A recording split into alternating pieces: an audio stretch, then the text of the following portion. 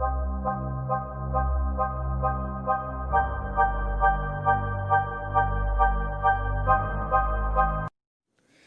Students, welcome back to my channel. आज हम पढ़ेंगे भेड़े और भेड़िए।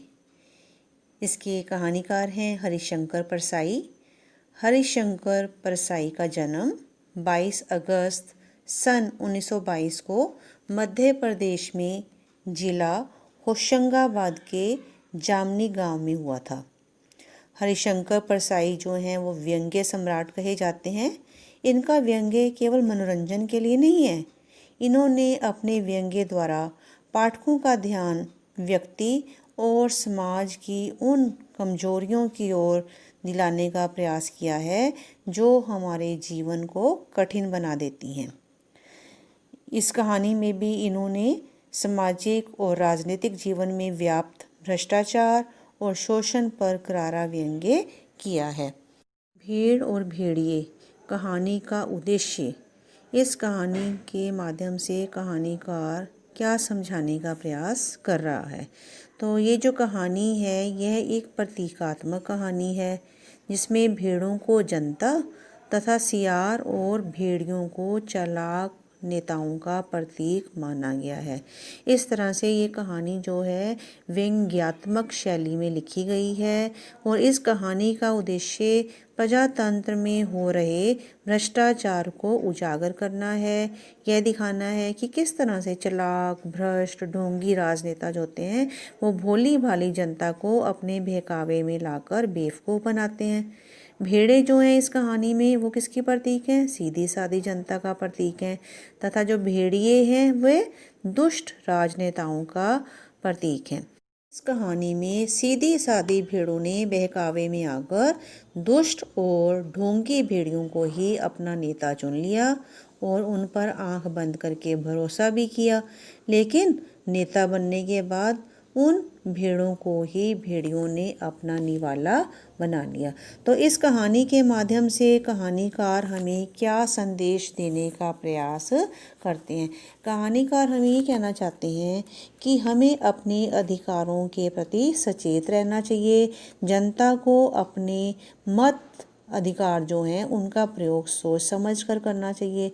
जैसे कि इस कहानी में हमने पढ़ा कि आजकल जो है आजकल के भ्रष्ट, ढोंगी, चालाक और बहुत रूप धारण करने वाले नेता जो हैं उनका वास्तविक रूप क्या होता है। कहानीकार हमें इस कहानी के माध्यम से भेड़ और भेड़ियों के माध्यम से यही बताने का प्रयास कर रहे हैं कि किस प्रकार से बहुरूपीय नेता होते हैं, चालाक होते हैं, भ्रष्ट होते हैं, ढोंगी होते हैं।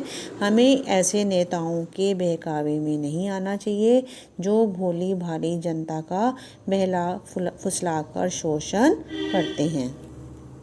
लेखक इस कहानी के माध्यम से हमें यह भी संदेश देने का प्रयास करता है कि हमें अपने अधिकारों के प्रति सचेत रहना चाहिए। जनता को अपने मत अधिकार का प्रयोग सोच समझ कर करना चाहिए, क्योंकि आजकल क्या है भ्रष्ट नेता जो हैं, ढोंगी हैं, चालाक हैं, बहुरूपीय रूप धारण करते हैं, तो उनकी ओर हमारा ध्यान दिलाना चाहता है।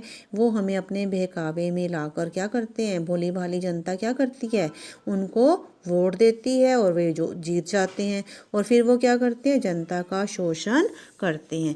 तो लेखक यही संदेश देना चाहता है कि हमें जनता को क्या करना चाहिए, इन नेताओं से सावधान रहना चाहिए, इनकी बातों में, इनकी वादों के मायाजाल में नहीं उलझना चाहिए और अपना प्रतिनिधि जो है वो सोच समझ कर चुनना चाहिए। कहानी के पात्रों से परिचय कराना चाहूँगी। इस कहानी में भेड़े जो हैं वो सीधी सादी जनता का प्रतीक हैं। वे बहुत ही ईमानदार हैं, कोमल हैं, विनयी हैं, दयालु हैं और घास को भी फूंक फूंक कर खाती हैं, किंतु वे अपने सीधेपन के कारण बूढ़े सियार के बहकावे में आ जाती हैं, उनको अपना नेता चुन लेती हैं और उसके कारण उनको बाद में पछताना भी पड़ता है। दूसरे नंबर पर आते हैं इस कहानी में भेड़िए। भेड़िए जो हैं इस कहानी में उन नेताओं के चरित्र को दर्शा रहे हैं जो क्या करते हैं, जनता को अपनी चिकनी चुपड़ी बातों में फंसाते हैं, भोली भाली जनता का शोषण करते हैं और जब वो चुनाव जीत जाते हैं उसके बाद वो केवल अपने बारे में ही सोचते हैं और अपनी योजना में भी सफल हो जाते हैं। 3rd नंबर पे आते हैं इस कहानी में सियार। इस कहानी में जो सियार हैं वो उन लोगों का प्रतीक हैं जो चुनाव के समय क्या करते हैं, नेताओं की हाँ में हाँ मिलाते हैं, अपने स्वार्थ को सिद्ध करते हैं। देखा है आपने स्टूडेंट्स कि जब हम वोट मांगने के लिए आते हैं घर में तो नेता का वो क्या करते हैं, प्रचार करते हैं, प्रसार करते हैं कि ये खड़ा है व्यक्ति, आप इसी को वोट दो, ये आपके लिए कार्य करेगा। तो ये सियार वही हैं, ये उन्हीं लोगों का प्रतीक है जो उनके आसपास घूमते रहते हैं और इसके बीच में उनका अपना भी स्वार्थ होता है। रंगे हुए सियार जो हैं इसमें लेखक दिखाए हैं, विचारक, पत्रकार, धर्मगुरु दिखाए हैं जिनको क्या करना चाहिए, जनता को सही राय देनी चाहिए, उनको सही पथ मार्ग दिखाना चाहिए। लेकिन ये क्या करते हैं, उन्हें अपने पद से भ्रष्ट होने के कारण ये क्या करते हैं, भ्रष्ट नेताओं का प्रचार करते हैं और अपने स्वार्थ को भी पूरा करते हैं। एक बार एक वन के पशुओं को ऐसा लगा कि वे सभ्यता के उस स्तर पर पहुंच गए हैं जहां उन्हें एक अच्छी शासन व्यवस्था अपनानी चाहिए। वन के पशुओं को लगा, क्या लगा कि अब वो सभ्य हो गए हैं, शिक्षित हो गए हैं, सभ्यता के उस स्तर पर पहुंच गए हैं मीन्स कि अब वो सभ्य हो गए हैं, शिक्षित हो गए हैं और एक अच्छी शासन व्यवस्था अपनानी चाहिए। और एक मत से यह भी तय कर लिया कि वन प्रदेश में प्रजातंत्र की स्थापना हो। तो प्रजातंत्र से क्या कहना चाहता है कि लोकतंत्र की, प्रजातंत्र प्रजा से चुना गया शासन, नाम से स्पष्ट हो रहा है, प्रजातंत्र लोकतंत्र जिसका अर्थ है जनता का शासन। जब जनता चुनाव के द्वारा क्या करती है, अपने ही जनप्रतिनिधियों को चुनती है, सरकार बनाती है, तो उसे प्रजातंत्र कहते हैं। अर्थात जनता का शासन, जनता के द्वारा और जनता की भलाई के लिए, उससे बोला प्रजातंत्र। पशु समाज में इस क्रांतिकारी परिवर्तन से हर्ष की लहर दौड़ गई। तो क्रांतिकारी परिवर्तन क्या था, वन प्रदेश के पशुओं को ये लगा कि अब वो सभ्य हो गए हैं, शिक्षित हो गए हैं, अब उन्हें एक ऐसी शासन व्यवस्था अपनानी चाहिए। अब वो एक मत से वन प्रदेश में प्रजातंत्र की स्थापना करना चाहते थे ताकि उन सब के हितों की रक्षा हो। तो क्या हुआ, पशु समाज में इस क्रांतिकारी परिवर्तन से खुशी की लहर दौड़ गई कि अब एक क्रांतिकारी परिवर्तन होगा, कोई किसी को मारेगा नहीं, कोई किसी को नुकसान नहीं पहुंचाएगा और सब और क्या होगा, सुख समृद्धि का, खुशहाली का, सुरक्षा का स्वर्ण युग आएगा और वह आएगा। जिस वन प्रदेश में हमारी कहानी ने चरण धरे हैं मीन्स चरण शुरू किए हैं, उस कहानी में क्या था, भेड़ें ज़्यादा थी और भेड़ें कैसी थी, निहायत नेक थी, ईमानदार थी, कोमल थी, दयालु थी और निर्दोष पशु जो घास तक को भी फूंक फूंक कर खाता है। तो भेड़ों को निर्दोष बताया गया है, ईमानदार बताया गया है, ये उनके चरित्र की विशेषताएं हैं। वह क्रांतिकारी परिवर्तन क्या आ गया था, वन प्रदेश के पशुओं को लगा था कि अब वह सभ्य हो गए हैं, उन्हें अच्छी शासन व्यवस्था अपनानी चाहिए, सुख समृद्धि हो, खुशहाली आए, कोई किसी को नुकसान ना पहुंचाए। तो इस परिवर्तन को लाने की बात तय किसने की थी, वन प्रदेश के पशुओं ने तय की थी। क्यों, क्योंकि अभी शिक्षित समाज में रहते थे, वो अपने कर्तव्यों के प्रति, अपने अधिकारों के प्रति जागरूक हो गए थे। वे चाहते थे कि अब वो अपने क्षेत्र में परिवर्तन लाएं।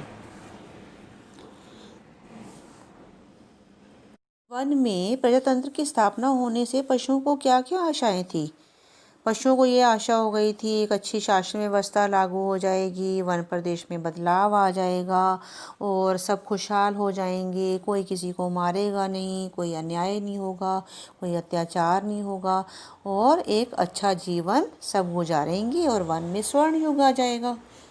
भेड़ों के विषय में लेखक ने क्या कहा कि भेड़ें जो थी बहुत सीधी सादी थी, नेक थी, ईमानदार थी। उनका स्वभाव इतना भला था कि घास को भी फूंक फूंक कर खाती थी, मतलब कि घास को भी अत्यधिक सावधानी से सतर्क होकर खाती थी कि कहीं कोई निर्दोष जीव उनके मुंह में ना चला जाए।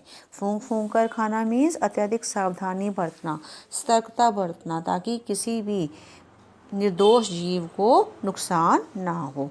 प्रजातंत्र की स्थापना को लेकर भेड़ों और भेड़ियों की सोच में क्या अंतर था?